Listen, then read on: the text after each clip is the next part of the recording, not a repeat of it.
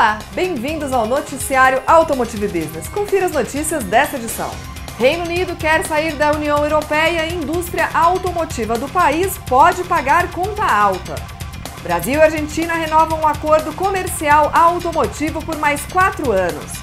Nos Estados Unidos, a Volkswagen terá de pagar 15 bilhões de dólares por fraude nas emissões de poluentes de carros diesel. Renault lança picape Oroch com câmbio automático. BMW começa a exportar para os Estados Unidos o X1 feito no Brasil. Novo Ford Fiesta turbinado é o 1.0 mais potente e mais caro do Brasil.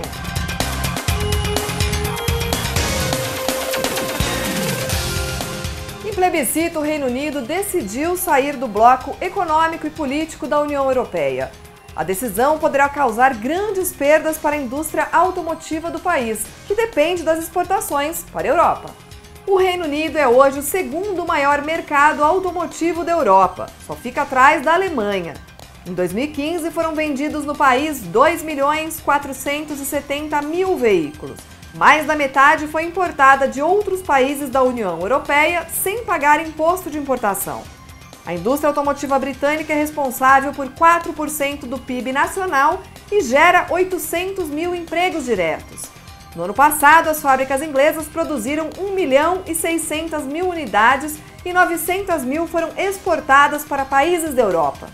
Por isso, a saída do Reino Unido da União Europeia pode custar caro ao setor automotivo britânico. Alguns analistas já estimam que as exportações podem recuar 400 mil unidades nos próximos 2 anos, com a possível taxação sobre veículos produzidos no país. O impacto negativo para a indústria pode chegar a 8 bilhões de euros. Já no Mercosul, o clima é de alívio com a renovação do acordo automotivo entre Brasil e Argentina por mais 4 anos. Mas ainda não será dessa vez o livre comércio de veículos entre os dois países. O Brasil queria a liberação total do comércio de veículos e peças com a Argentina, mas após meses de negociação, os argentinos preferiram prorrogar por mais 4 anos o regime aduaneiro atual. Pelo acordo chamado Flex, cada país pode exportar ao outro até $1,50 em veículos e autopeças para cada dólar importado do vizinho. Por exemplo, se o Brasil importar $1 milhão da Argentina, poderá vender aos argentinos até $1.500.000 sem a cobrança de imposto de importação. O que ficar acima desse limite é taxado normalmente. A regra continuará valendo no período entre 1º de julho de 2016 até 30 de junho de 2020. Na virada da década, os dois países voltam a discutir o livre comércio de veículos. Vai custar 15 bilhões de dólares para o grupo Volkswagen a fraude nas emissões dos carros diesel nos Estados Unidos. A companhia concordou em pagar multas e recomprar os veículos afetados pelo problema.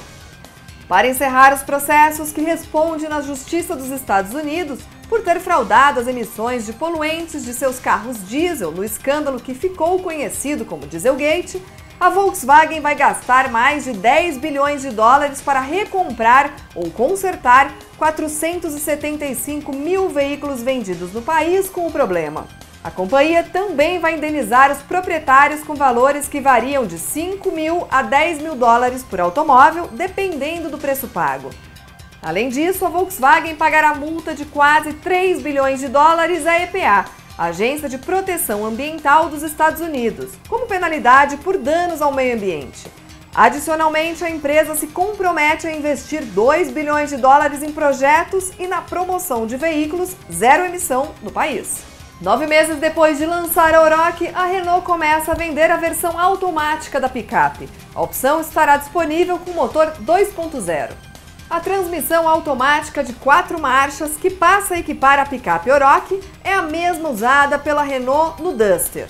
A opção já era esperada desde o lançamento da Oroch no mercado brasileiro em outubro do ano passado.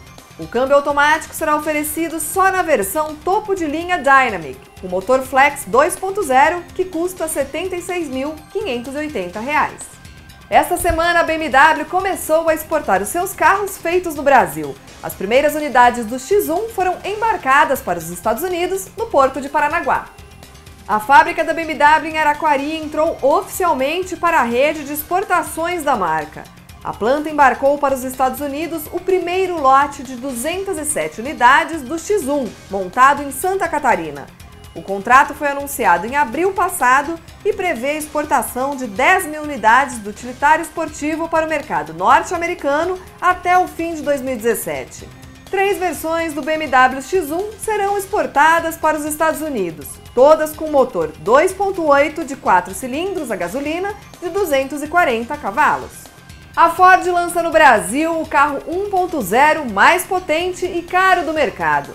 Com 125 cavalos, o motor EcoBoost equipa a versão topo de linha do Fiesta.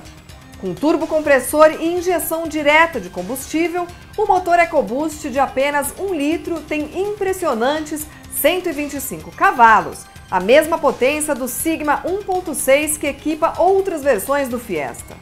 O desempenho do hatch ficou ótimo com um motorzinho turbinado de 3 cilindros. Com ele, as acelerações são fortes e o carro passa sem esforço dos 120 km por hora.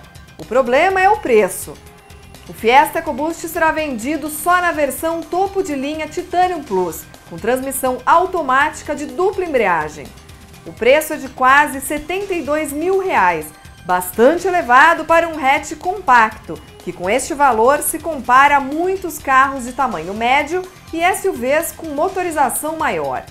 Dessa forma, o Fiesta EcoBoost inverte a ordem do mercado brasileiro, em que os carros 1.0 são os mais baratos. No caso, é mais caro do que as versões 1.6 do próprio Fiesta. A Ford não fabrica o EcoBoost no Brasil e traz o motor importado da Romênia só a gasolina.